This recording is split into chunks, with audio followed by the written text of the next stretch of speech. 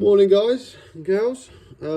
If you another how-to video. Today we're going to turn that into something like that. This is an old one, so it's very dusty, but I'm going to show you the process. You need 180 and you need a Scotch pad.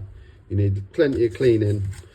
The chrome, fake chrome bits are notoriously bad for flaking off, but it can change the whole look of the vehicle if you just want to go from that, which is a bit more classic but in my opinion a little bit tacky, fake chrome, to like nice matte black looking good.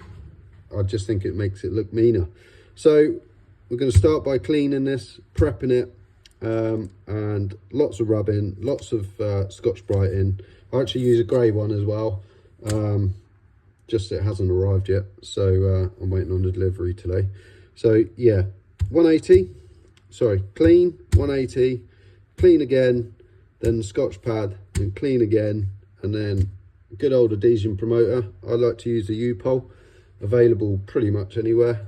In adhesion promoters is a really good one, and then lots of light coats, and then eventually you'll get to this, and then once that's dried for about 25-30 minutes, take a heat gun to it, just very gently heat it up, and then put a nice coat on it. And we do that so when the paint lays on the top, it will flow better, rather than putting a heat gun on it after.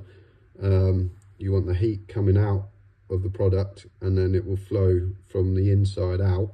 But also if you have the heat gun on the product, it could create some dust, etc. And then that's nothing worse than matte black. You can't really, you have to go over the whole thing again if you get any imperfections. It's not like a gloss and polish where you just polish it a bit out. And yeah, so it's quite tricky to paint matte black, but for little parts like this, it's going to change everything. So yeah, just I'll send.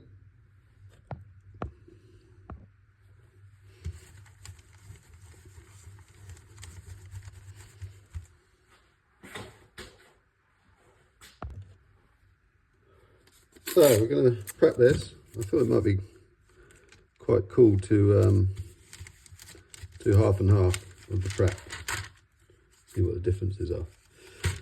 Anyway, here we go. So a little bit of I've just cleaned it, but I'll do it again. A little bit of panel white,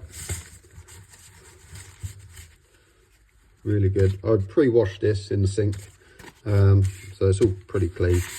And then the 180,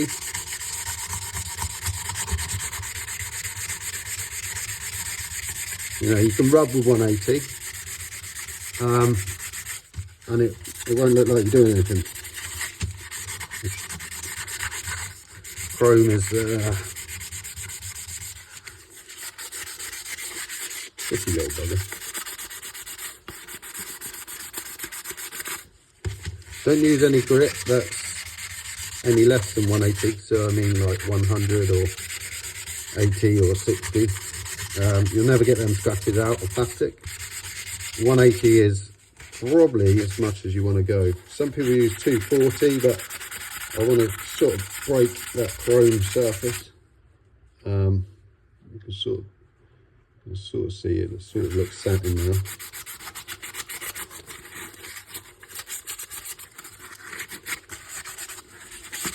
So when you think it's prepped with chrome, just do a little bit more.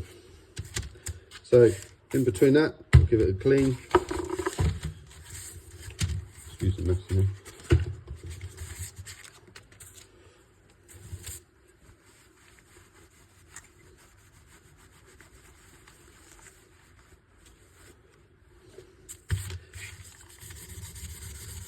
Nice new Scotch pad.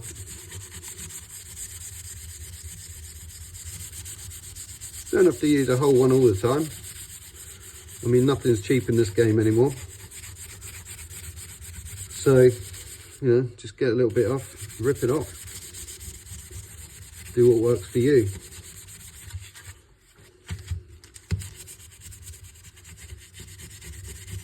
I'm not sure if you can buy these in black, but I mean, it's a very boring video watching somebody sand, but I just wanted to show you in real time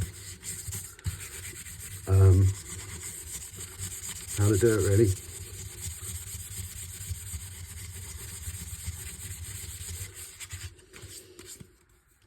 So you can see the difference in prep there, I think. Still looks shiny, that's the problem with the chrome. It's always going to look shiny.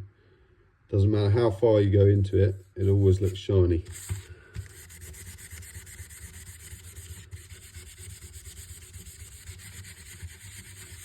Mainly on the edges. If you give like a little bit extra on the edges, just, you know, with prep, I just don't know why people just don't take a couple more minutes just to do it once rather than doing it again. I mean, I've seen a lot of painters recently advertise their services in painting vehicles in a week or even 10 days. Like vans, you know, Sprinter vans, crafters. And I just don't know how you could do it, even working 15 hours a day. There's just so much to do in prep. And if your prep's crap, excuse me, if your prep's terrible, then it will come off.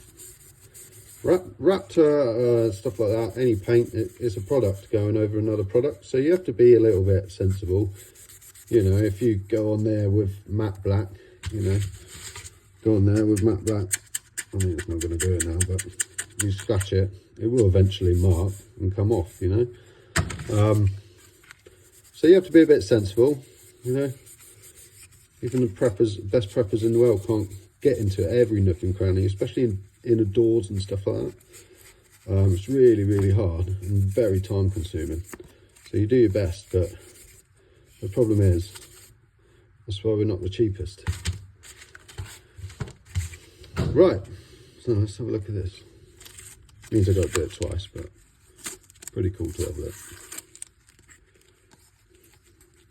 It's all new to me, this YouTube thing, so any ideas or recommendations or things you want to see in the painting world, give me a shout out. Like and subscribe and all that jazz.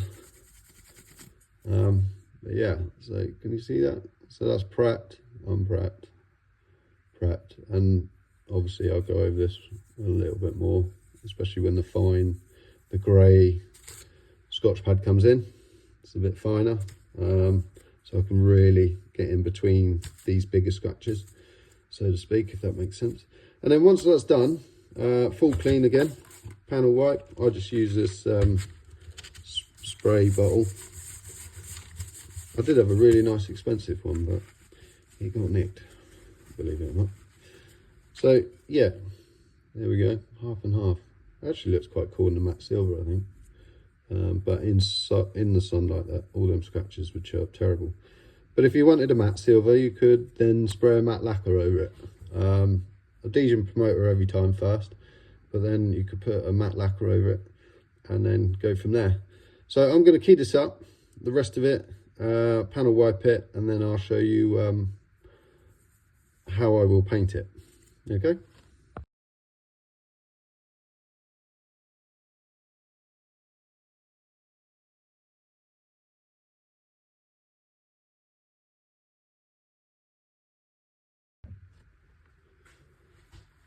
So we've got our badge. It's all being prepped now. It's all matte now. Didn't prep the bottom. So it'll be here forever. I'm not going to spray the bottom either. So it's all prepped. It's nicely done. We've got panel wiped on it. That's gone off. Just going to get tack rag now. Use a cleaner side if you can. Sometimes tack rags can react with your painting products. I tend to put it on and then just leave it for 5 seconds. And then we're going to do our U-pole adhesion promoter.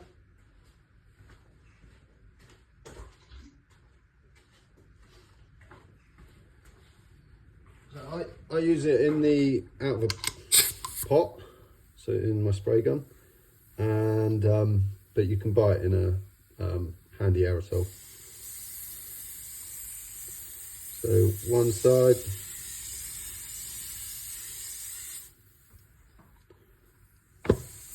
and then from the other side.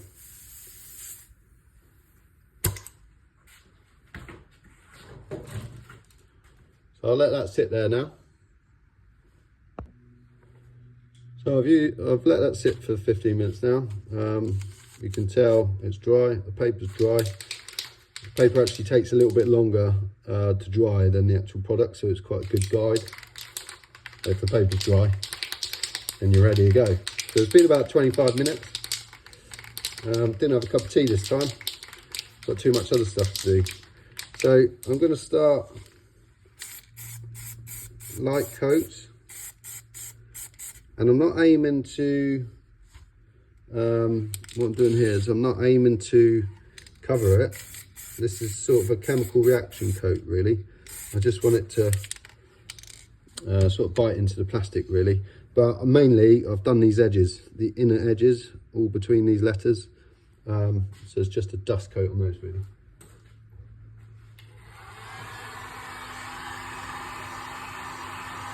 Use a heat gun, nice and gentle. You've got to be a bit careful on the black plastics with the heat gun, because if you heat it up too much, the natural oils, sorry, the oils in the plastic, not natural at all, will come out and lift your paint off. So I don't tend to do that, but on the chrome it's not so bad.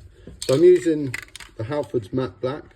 Just because my previous video yesterday, I still got some done, and the other badge on the back of the van I've also done in the same paint. So I don't want to mix brands. I'm using this just to show, I normally use a different matte black, a U-Pole. So I'm just using this to show that if you want to do it off the high street, it's super easy. So a couple more dust coats. And once I've got full coverage, now when you're spraying, be careful not to spray like that, because that's how you clean the thinners out, clean the paint out of the nozzle. So you'll just be painting thinners really. So yeah, I'm just basically doing that, and I've got a nice even coverage on it. It looks quite nice, it looks quite flat, but I'm going to go one stage further. Just going to heat this up again. And we're going to go one stage further, and we're going to go back to the Scotch pad. Once it's dried in about 30 minutes. And then you don't want to do it too soon, but it will really make a nice flat finish then. I mean, this so far looks pretty good. I don't really need to do it, but I just, you see that really nice finish as it is.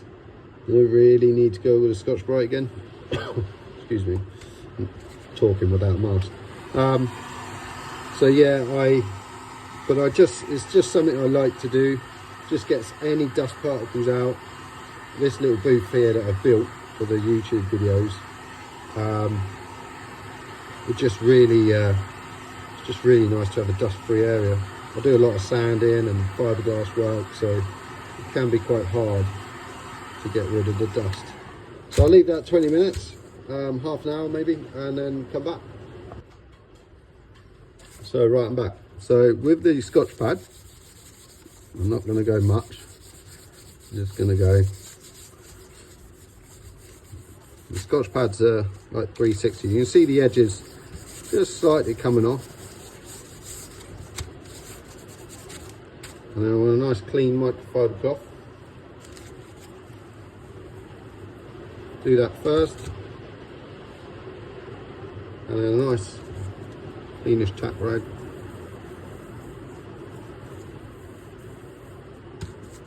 Right, so I'm just going to heat this up slightly. I want the product to be hot, or warm, not hot, definitely not hot. So just a touch. That's my old trusty little heat gun. 15 quid about 5 years ago. I've been through, in the other room, I've been through about 5 or 6 others, DeWalt's and all sorts, and that thing just carries on going. So it's nice and warm, okay? Nice and warm to touch. So we're going to do nice.